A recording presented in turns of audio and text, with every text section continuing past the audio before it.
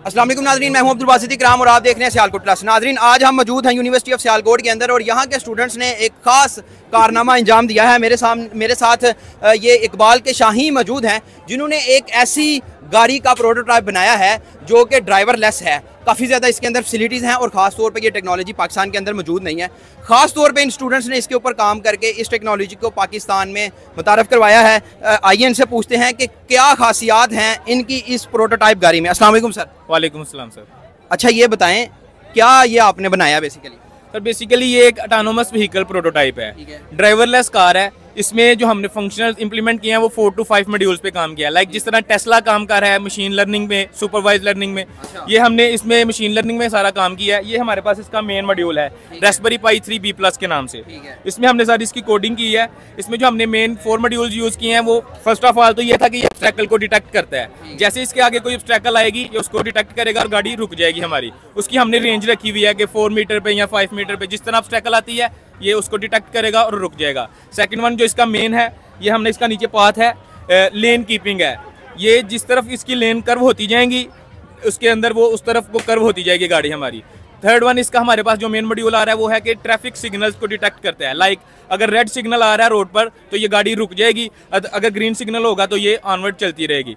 और fourth one इसमें है ये है कि जो हमारे पास रोड साइंस होते हैं, स्टॉप का साइन आ जाता है, स्लो स्पीड का आ जाता है, उनकी डाटा सेट हमने इसको प्रोवाइड की हुई है। उन डाटा सेट्स में ये होता है कि जैसे वो उसको डिटेक्ट करेगा तो अगर तो हमारे पास स्टॉप का साइन आ रहा है तो गाड़ी रुक जाएगी, अगर स्लो का आ रहा है तो वो अपनी स्पीड को कुछ कम कर लेगा।